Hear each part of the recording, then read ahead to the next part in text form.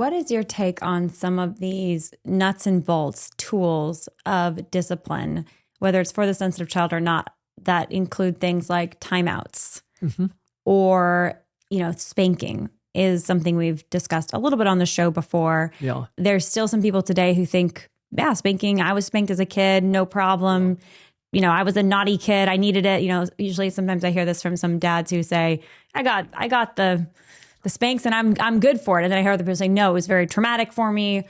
And then of course there's just the tone of voice, using a stern tone. Don't do that versus, okay, we're going to talk about why we don't do that. I remember you shared the example of your daughter throwing the nuts on the ground. Don't throw the nuts on the ground versus, okay, we're going to pick these up now together, two different approaches, right? What is your take on spanking, timeouts, and tone of voice? Okay, spanking, timeout, and tone of voice. I was spanked as a child. By your mother? By my grandfather. Mm-hmm. Now, I don't think I have any long-term effects from it, but I have a memory I wish I didn't have. I have a memory. I'm sitting in my bedroom. I must have had jerky behavior or something, or did something. And I remember sitting in my bedroom, looking out the window at my grandfather going out and cutting off a willow branch from the tree and walking toward my bedroom with that little willow branch to spank me. How old were you? I was probably about 5, maybe 5 to 7 in that age. Now, I don't want to have that memory, but it's there. It's there. I have good memories of my grandfather, but for some reason that memory, it sort of overshadows some of my good memories. So spanking is on my list a big no for 2 reasons. It leaves memories in your child that you don't want to have, but also there are better alternatives, much better, that we talked about. All right. Now, so you mentioned tone of voice. That's another alternative. Say tone of voice. Let's say one of your kids picks up something they shouldn't, all that. You could yell, no, no, no, no. Or you could get down eye level, eye to eye, firmly, not for Matthew, not for Leo. Much better than no, not for Leo. You personalize it. See? Not for Leo. You can't pick that up because you might hurt yourself, but you can do this. Quick. See? So the no is personalize it. Not for Billy, not for Susie. All right? And they tend to understand that more if you put their name to it. Personalize it. And then tone of voice. Tone of voice. I think moms are better than dads most of the time of this, but I don't know about that, Doctor. She's not to interrupt, but moms, we can get it. We can. But just it's more eye to eye contact. But you speak in a tone of voice that your child learns. Mom means business. I'm not going to do that again. See? But you're not, it's on the verge of anger, but it's not anger. And a tone of voice that resonates that, Mom is talking to me like this because she loves me. Mom is talking to me like this because she loves me. And I don't want to do that again because she's right. See? So tone of voice is very important. And you'll learn that. And it's just the alternatives to spanking. Time out. It's a good one. You recommend Oh, timeout. yeah. It's, in other words, but here's how we did timeout. Erin was 9 years old, and she's been really sassy to her mother. And as the father of the family, I don't permit any of the children being sassy to the mother, grandma, anybody. So I went and sat next to her, looked to her in the eye to eye to eye, says, Erin, I will not permit you talking to the woman I love like that. I got points from Martha and from Erin. I will not stand for you talking to the woman I love like that. See? That's good. And then go to your room, and I'll walk up there with you. You go to your room, or go into the living room, go into the other room, and I want you to think about that. Your mother loves you. You're a beautiful child. We all love you. Think about that, and then think about coming back and apologizing to mom. Think about what you're going to say. And look, that's it. Timeout is just kind of, well, we all need timeout sometimes, but timeout gives her a little bit of a thought. Oh, maybe dad was right. Maybe I was a jerk or something like that. But I put in there that you're a beautiful child, you're good, all that, so she doesn't think bad of herself. She just made a mistake. Okay? And so I always tell our children, people are more likely to remember how you corrected the mistake than the mistake itself. So your mother's probably going to remember how you came back and gave her a hug. Sorry, Mommy.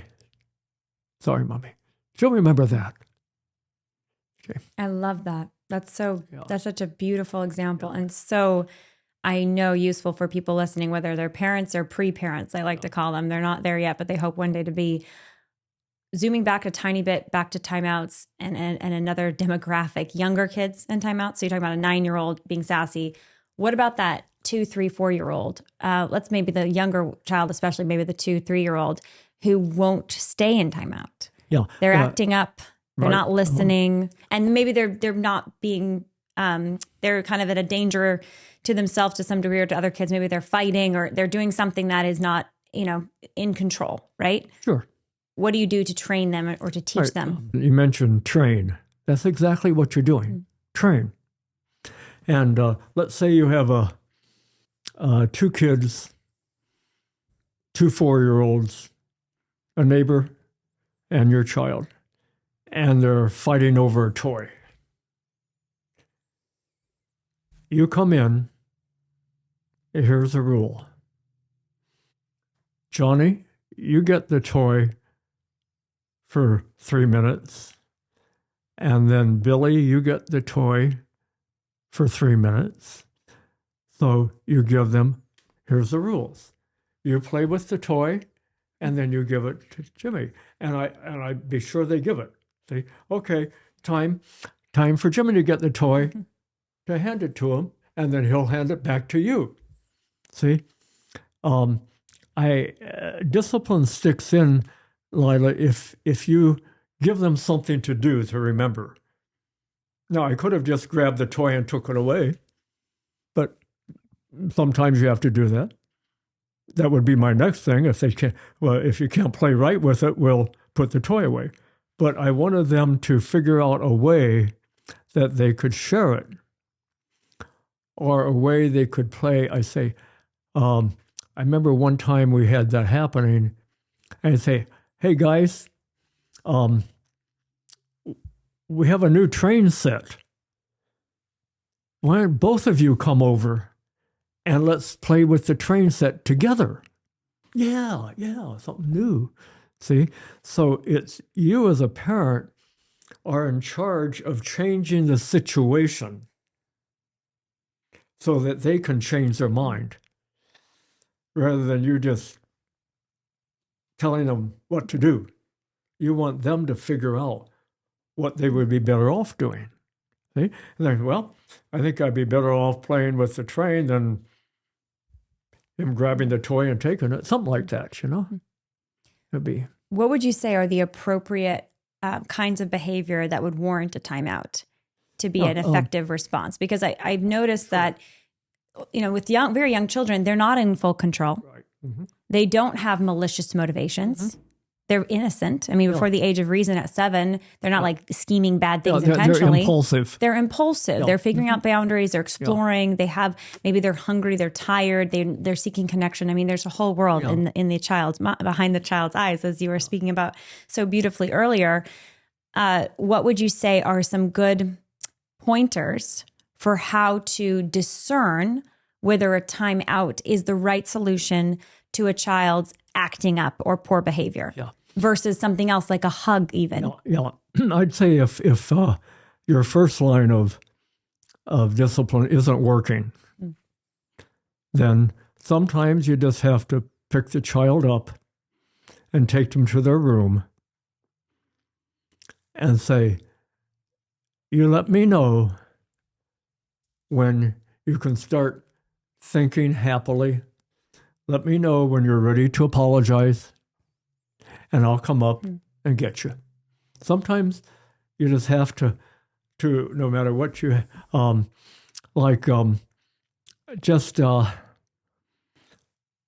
2 weeks ago, actually, I had to discipline our 5-year-old grandson. He likes to take things apart. So I bought him a thing to jump on. Boom, boom, boom, boom, boom. But it has a nice soft rubber railing across the top that you put your hand on, you jump on. And he's starting to pick it off. So I tried psychology first, and first, in fact, sometimes daddies have to step in when mommy's psychology isn't working.